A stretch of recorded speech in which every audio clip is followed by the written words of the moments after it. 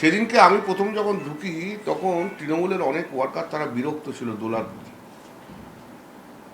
তারা সবাই ছুটে ছুটে এসে বলছে দোলা খুব বাজে ব্যবহার করছে। তা আমি বললাম ঠিক আছে, চিন্তা করিস না, আমি যাচ্ছি। আমি উপরে উঠে সবাইকে ঠিকঠাক করেছি।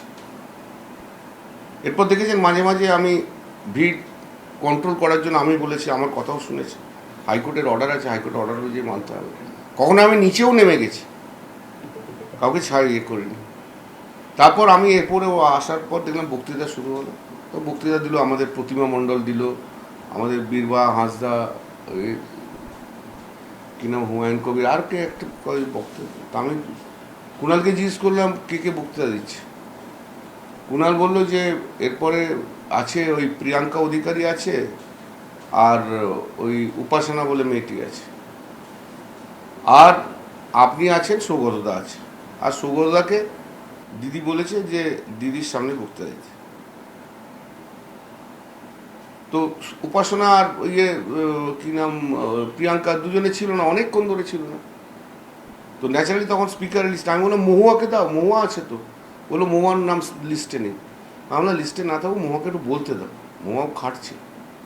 বললো কুণাল বললো আমাকে, না লিস্টে না থাকলে আমি কাউকে কিছু বলতে দিতে পারবো না, দিদি নয়, দিদি এসে ডিসাইড করবে।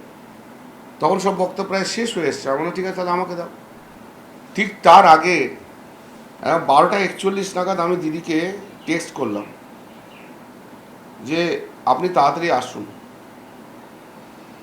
12:45 নাগাদ দিদি আমাকে জানাচ্ছে বিজেপির লোকরা আটকে রেখেছে, যেতে পারছি না। 12:45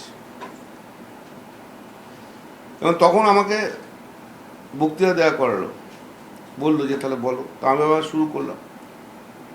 এবার আমি শুরু করার পরই কিছুক্ষণ পর অভিষেক এলো।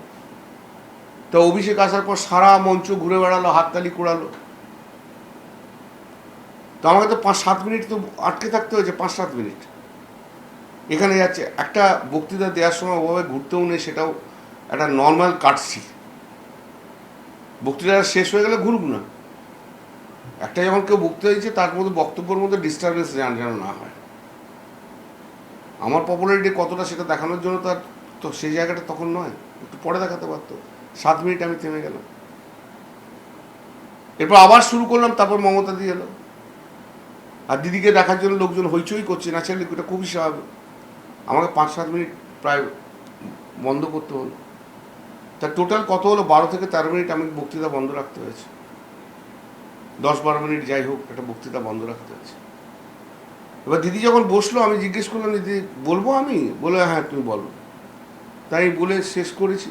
কুণাল এসে দাঁড়িয়েছে, আমি শেষ করেছি। আমাকে তো শেষ করতেও তো 2 মিনিট লাগে একটা বক্তব্য।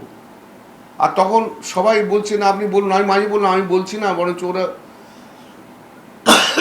এসে গেছেন। তখন সবাই বলছে না আপনাকে বলতে হবে। এবার আমি যখন নামছি তখন দিদি খুব অত্যন্ত অসম্মানজনকভাবে আমাকে বললো 1 ঘন্টার ওপর বক্তৃতা দিচ্ছ, ভীষণ অসম্মানজনকভাবে। তো আমি বললাম আমি আপনাকে এসব কথা কে কানে দেয়? পাশে তখন অভিষেক আর শোভনদেব বসে রয়েছে। আমি উঠেছি 12:50, এখন বাজে 1:10। 1 ঘন্টাটা হলো কোথায়? 1:10-12, তার মধ্যে 10 মিনিট ওখানে চলে গেছে।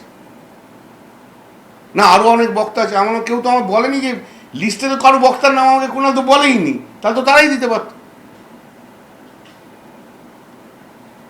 এইরকম ভাবে পাবলিক হিউম্যানিটি তো ভালো লাগে না দিনের পর দিন। দিদিকে এও বলেছি, যাদের আপনার যত নেতা আছে না এখানে, যাদের যাদের বক্তৃতা দিয়েছেন, তাদের একটাও গত 2 মাস 2.5 মাসে যায়নি কোথাও। অভিষেক বন্দ্যোপাধ্যায় অত বড় লিডার, তো 2 মাস 2.5 মাস ঘুরলো না কেন? শোভনদেব চ্যাটার্জি অত বড় লিডার, ঘুরলো না কেন? দিদির কথায় যারা অত বড় বড় লোক, তারা ঘুরলো না কেন? আমি তো ঘুরেছি সমস্ত রিস্ক নিয়ে। এসব তো ওয়ার্কারদের যেখানে যেখানে বেশি ইয়ে রয়েছে সেখানে আমি যে তাদের সাহস জুগিয়েছি। এটা তো মানতে হবে একটা জায়গায় এসে।